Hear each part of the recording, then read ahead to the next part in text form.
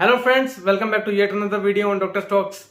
So first of all, congratulations to all those doctors who have joined the residency in first round of counseling, and all the best to doctors who are waiting for further rounds of counseling. In this video, I will discuss about approach to residency and what are the steps a resident should take to make the residency easy, and the struggles you will face during residency, and what are the things you should do in a residency, and what are the things you should avoid, and so many interesting things. Friends, I will create more such videos, and if you don't want to miss out on any of these, then please like and subscribe this channel. I will come up with more such informative videos. So without further wasting time, let's continue and find it out.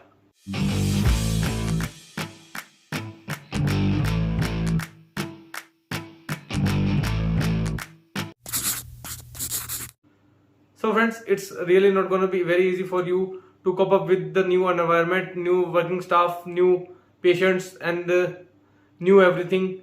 And I know you all must be preparing for at least 6 months to 1 year, studying in a room, only reading books and books, not attending the patients much. So please be ready to face the unfavorable situations, because residency is in itself a very difficult phase for a doctor. So be prepared for it. During the initial phase of residency, many doctors are confused that whether we should take another drop or not, whether we should change the institute or not, whether we should upgrade for counseling or not, or whether we are in right branch or not. In fact, some doctors might plan to give even NEET PG again. So I would like to say, as soon as you accept the college and the branch you have taken, the sooner you will get used to it and the sooner you will start loving it. And once you start loving any subject, then you will do great in any subject. So please make your mind very clear during the initial days. Even by any chance, if you want to drop it, then drop it in first 15 days. Then don't be confused, because it's your decision and you have to prove it right anyhow. And after 1 month or 2 months been passed, it's going to be very difficult for you to leave any branch or any institute. Second point you should keep in mind, and don't be afraid that it's a new surroundings, new environment, new working staff, new management, new consultants, new senior residents, and you will be feeling the pressure that there are so many intelligent doctors among us and we don't know nothing. If you have just completed the MBBS, then if you compare yourself with a doctor who is doing works for 10 to 12 years in that field, then you will again feel that you are a dumb. So don't be afraid with the knowledge of your consultants or senior residents. After 3 years, if in fact you will become very knowledgeable person. In beginning, you might feel that you are disoriented to the patients and you might feel difficulties in getting acclimatized to the environment. Just give yourself 2 to 3 weeks. It happens with everyone. Even your consultants was once a senior resident and your senior resident was once a resident. So it's not a big deal.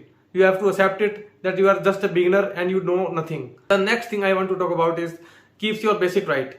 Please learn the basic procedures like cannulations or ICDs and pleural taps, ascitic tappings, lumbar punctures and other procedures. And for the surgical branches, you should know how to apply the stitches, knots, dressings, how to reduce a fracture. You should be very perfect in all of them.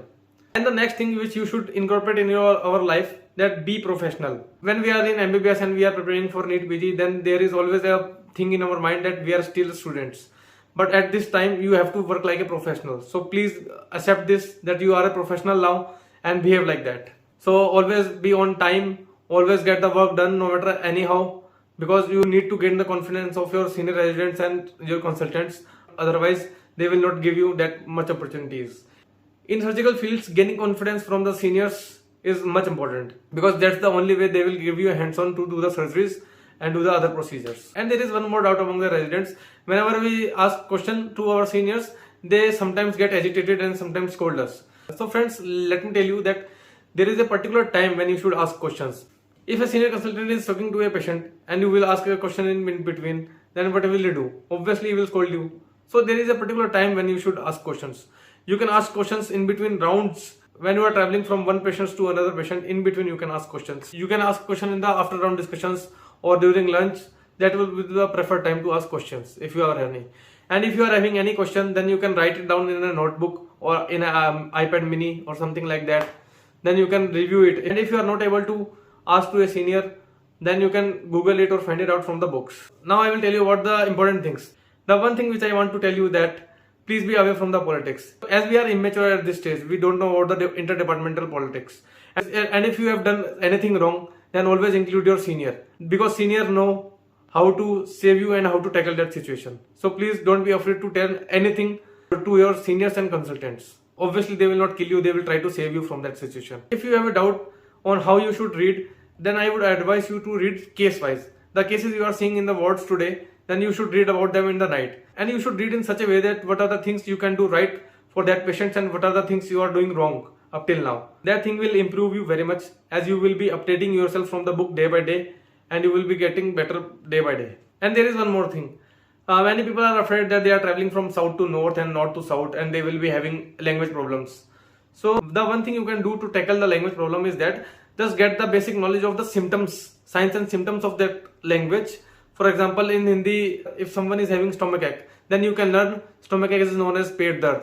Then after that you should learn the durations. For example, if it is for 1 hour, then you should learn 1 hour is equals to 1 ghanta.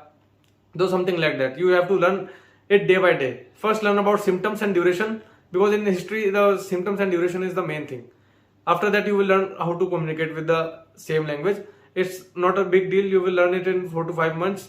So first start with the symptoms, signs, symptoms and durations, and then get deeper into the symptoms. And next thing which I want to tell you that friends, be ready to work for longer hours, be ready to work for 36 hours continuous duty, and be ready to not get leaves on Holi, Diwali, Dashera. So don't get frustrated with it.